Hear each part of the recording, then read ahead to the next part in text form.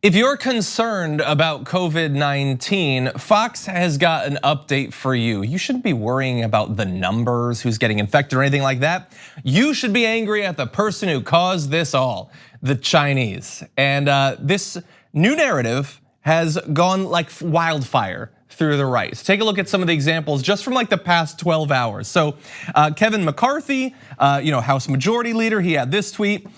Everything you need to know about the Chinese virus can be found on one regularly updated website. So you didn't need, it doesn't say Chinese on the website. Why'd you say that? But it wasn't just him. Tucker Carlson tweeted, "We must remain calm but not complacent about the Chinese virus. We addressed it on tonight's show. We hope you'll watch if you missed it." So look, I like to some extent that he was cautioning restraint in that video, but why suddenly the Chinese virus talk? By the way, I checked on Twitter to see if he had previously talked about it in that way. There were no references to be found. But they're not the only ones. It has also made its way to the morning programming on Fox News. Here's a bit of Fox and Friends. The most encouraging things actually happening out of China, who started this whole thing. They were about 1,000 cases a day.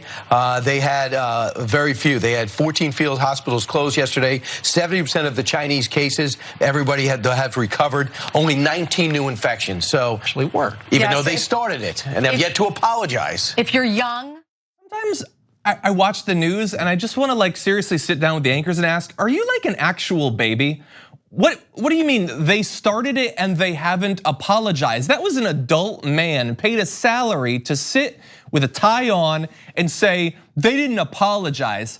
That's true. They might be a little bit distracted by the fact that thousands of their people have died. And they might be a little bit less concerned with apologizing to the world for something that they are still grappling with.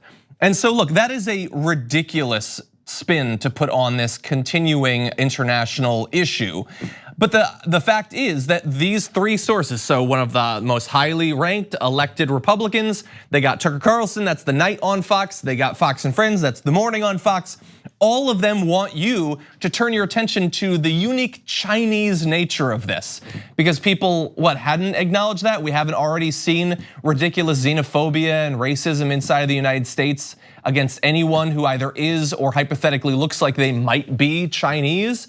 No, we've already had far more than enough of that. People being harassed, attacked, and then just random businesses being hurt by this. I saw a post by someone whose family runs a Chinese restaurant saying that their business is down by more than 50%.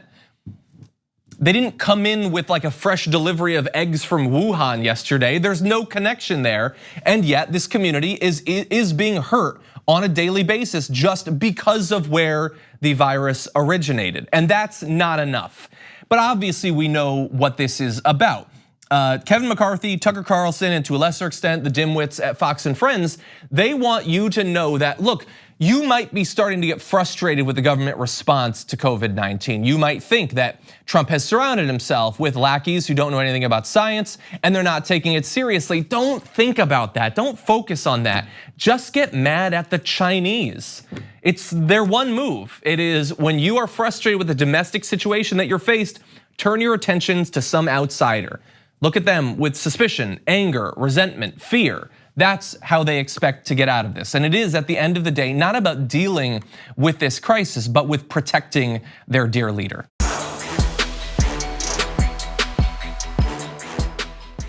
Check out the Damage Report podcast each day, wherever you get your podcasts, whether Pocket Casts or Stitcher or iTunes. You can join me as I give you the news and stories you want, with a range of co-hosts and interview guests jumping in on the fun each day. Again, that's the Damage Report, wherever you get your podcasts. And if you get them at iTunes, don't forget to rate and review. Sometimes I'll read them live on the show.